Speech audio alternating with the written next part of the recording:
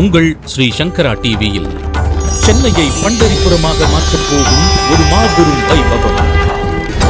சென்னையில் பண்டரிபுரம். தொடர்ந்து 3வது வருடமாக சென்னையில் பண்டரிபுரம் கொண்டாடுவதில் பெருமிதம் கொள்கிறது சங்கரா தொலைக்காட்சி. இந்த பெரும் கொண்டாட்டத்தில் கலந்து கொண்டு ஹரிகதா மூலம் கடவுளை நம் மனக்கண்ணால் காணச் செய்யும் India's one and only Harikatha Chudamani Vishaka ஹரியின் மனதை உருக வைக்கும் மாதா விட்டல பிதா விட்டல விசேஷ ஹரிகதா நிகழ்ச்சி. விட்டலனின் லீலைகளை நம் காதுகளுக்கு இனிமையாய் கொண்டு சேர்க்க அபங்கத்தினை ஜுகல்பந்தியாக வழங்க வருகிறார்கள் உலக பிரசித்தி பெற்ற மகாராஷ்டிராவை சேர்ந்த இசை மேதைகள் ஜெய்தீர்த் மேவுண்டி மற்றும் ஆனந்த் பாட்டே. வருடா வருடம் பண்டரிபுரத்தை நோக்கிய வார்க்கரி யாத்திரை அனுபவத்தினை நம் கண் முன்னே கொண்டு வரும் நாட்டிய நிகழ்ச்சி. நம்மை நோக்கிய விட்டலனின் வருகையாக சென்னையில் பண்டரிபுரம் நடைபெறும் நாள் ஜூலை 23ஆம் தேதி செவ்வாய்க்கிழமை மாலை 4 மணி முதல். இடம் நாரதகான சபா, ஆழ்வார்பேட்டை, சென்னை. புதுவித பக்தி அனுபவத்தினை பெற உங்களுக்கான டிக்கெட்டுகளை புக் மை ஷோவில் முன்பதிவு செய்து கொள்ளுங்கள். மேலும் விவரங்களுக்கு 9677761352.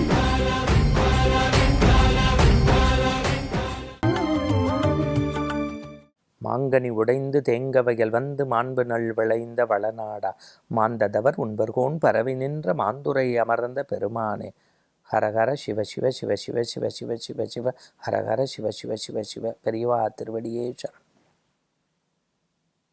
ஆன்மீக அன்பர்களே, சங்கரா தொலைக்காட்சியினுடைய இனிய நேயர்களே, நம்முடைய காஞ்சி மகான் தொடரில் நாளெல்லாம் சாட்சாத் அந்த சர்வேஸ்வரனை, சிவப்பரம்பொருளை, அவன் இன்றி ஓரணுவும் அசையாது என்கின்ற வார்த்தைக்கு வளம் சேர்த்த அந்த ஞான மகானை, ஞான குருவை நாளெல்லாம் சிந்தித்து வருகின்றோம். அவருடைய அதிசயங்கள், அற்புதங்கள், அவர் பிறருக்கு செய்த வரலாற்று அற்புதங்கள், பெரிய மனிதர்களுக்கு எளிவைந்த தன்மையோடு அவர் நடத்தி காட்டிய அதிசயங்கள், அவர் இந்த மண்ணில் கடைபிடிக்கச் சொன்ன தர்மங்கள், இவற்றையெல்லாம் சிந்தித்து வருகின்றோம். ஆனால் இன்றைய நூற்றாண்டில், இன்றைக்கு சமூக அவலத்திற்கு அன்றைக்கே விடை கண்டிருக்கின்றார் காஞ்சி மகா பெரிய சுவாமி.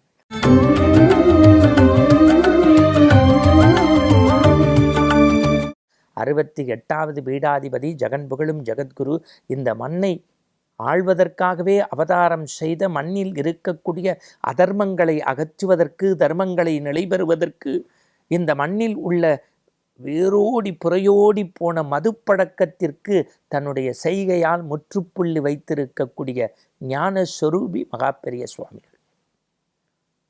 இது ஒரு வேள்வியா நினைச்சு இந்த நிகழ்வை நாங்கள் பண்ணி கொண்டிருக்கின்றோம் சங்கராவில். அண்மையில் தமிழகத்தில் அந்த தவறான மதுப்பழக்கத்தினால் கள்ளச்சாராய சாவை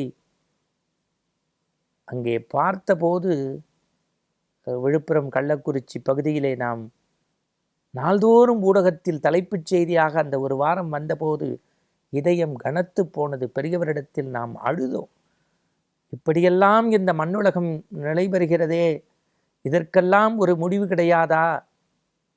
இப்படியெல்லாம் அந்த ஆறறிவு படைத்த மனிதன் தன்னை மாய்த்து கொள்கிறானே என்று நினைத்த போது நம் கண்முன்னே ஒரு அற்புதமான சம்பவம் ஒன்று பெரியவர் வாழ்வில் நடத்தி காட்டியது நமக்கு தோன்றியது, கிடைத்தது. அதை படித்தோம். ஆதாரமாக வெளியிட்டு இருக்கக்கூடிய பதிப்பகம் வானதி பதிப்பகம். அந்த ஜெகத்குருவினுடைய வாழ்வில் நடந்ததை தொகுத்து தந்தவர் பெயர் ஜனகராஜா. நான் ஏனென்றால் ஆதாரத்தோடு சொல்கின்றேன். ஒரு குடிகாரனை மாற்றியது வார்த்தைகளா, வாழைப்பழமா? என்ன தலைப்பு? குடிகாரனை மாற்றியது வாழைப்பழமா, வார்த்தைகளா? அப்படியே வச்சுக்கோங்க. ரஸ்தாலி வாழைப்பழம்,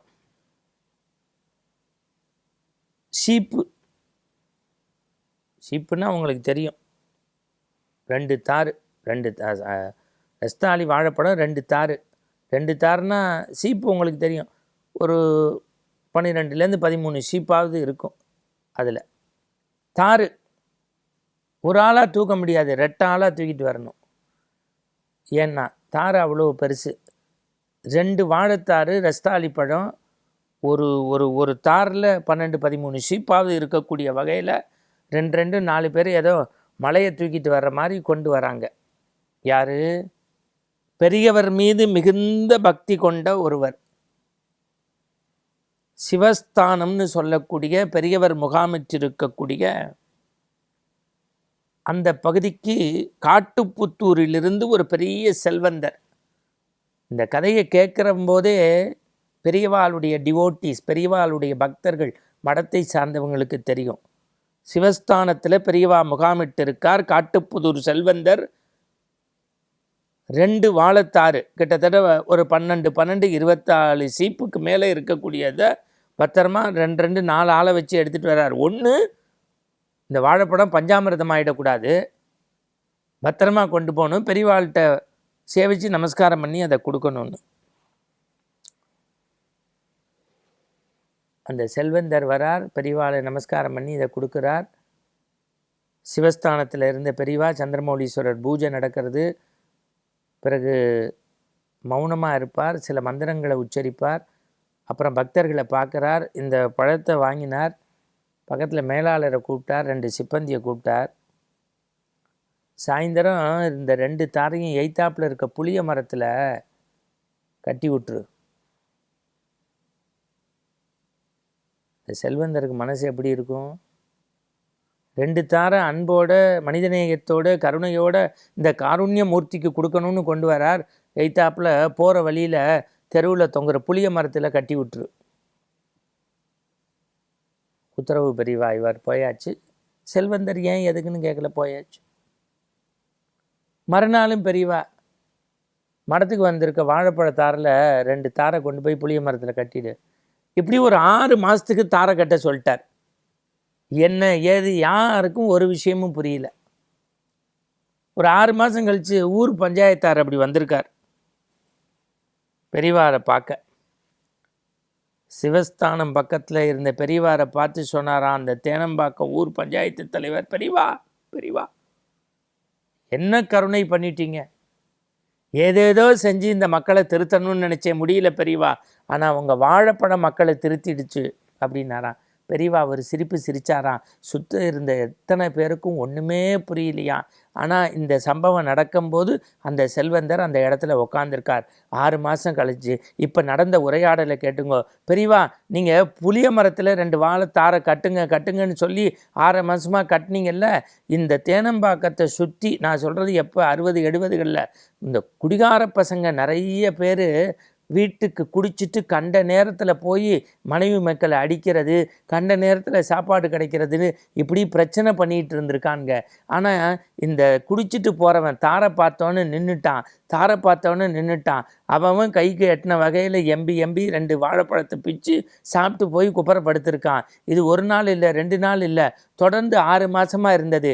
இவங்களுக்குள்ளே ஏண்டா இதுன்னு பேசிட்டான். அப்புறம்தான் தெரிஞ்சது, ஓ வேறு வழி இல்லை, இந்த நோய்க்கு வேறு மருந்தே கிடையாது.